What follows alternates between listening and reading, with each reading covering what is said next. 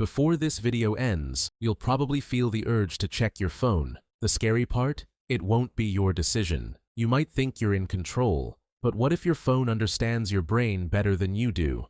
Every day, the average person touches their phone hundreds of times, often without realizing it. Sometimes, you unlock your phone for one reason and completely forget why you picked it up. Sound familiar? Here's the twist. You're not addicted to your phone. You're addicted to what your phone makes your brain feel. And that feeling has a name: dopamine.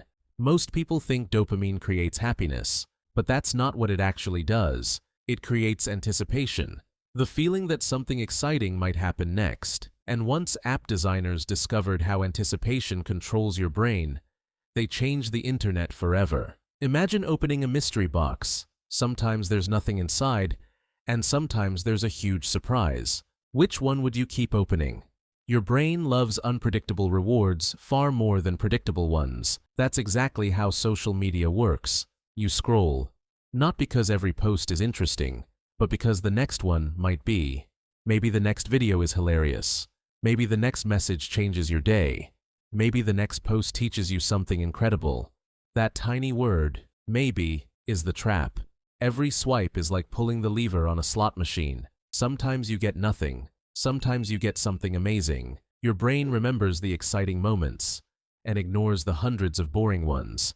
But notifications, they're even more powerful because they don't wait for you to open the app. They come looking for you. One notification appears. You check it. Then another appears. And suddenly, you're no longer doing what you were doing. Your attention has been hijacked.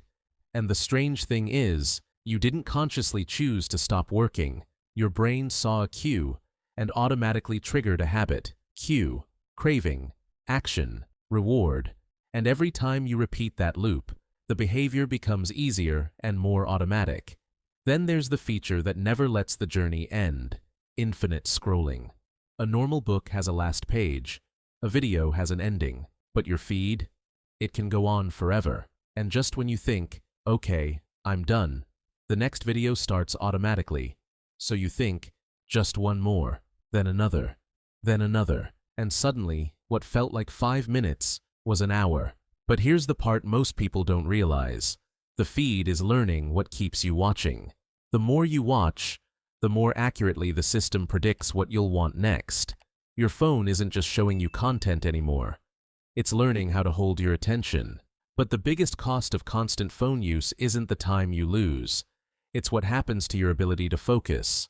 Every time your attention jumps from one thing to another, your brain has to switch gears.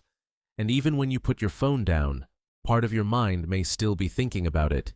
Your attention becomes fragmented, like a mirror broken into hundreds of tiny pieces. And eventually, something strange happens. Silence starts to feel uncomfortable. You stand in an elevator and immediately reach for your phone.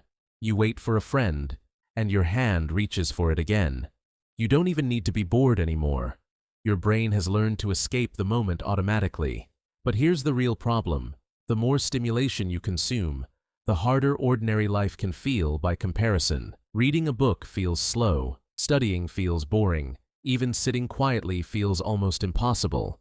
But this doesn't mean your brain is broken. Your brain is incredibly adaptable. It learns whatever you repeatedly teach it. And that means you can teach it something new. You don't need to throw away your phone. You don't need to disappear from the internet. You simply need to stop letting your phone decide where your attention goes. So how do you take back control? First, stop relying on willpower. If your phone is always within reach, you're asking your brain to fight the same battle all day. Instead, create friction. Put the phone across the room. Make distractions slightly harder. Turn off notifications you don't actually need. Not every vibration deserves your attention. The goal isn't to never check your phone. It's to make checking it a choice again. And here's the part most people miss. Don't just remove the habit. Replace it. The next time you're waiting somewhere, try doing nothing for 5 minutes. At first, it may feel uncomfortable. That's okay.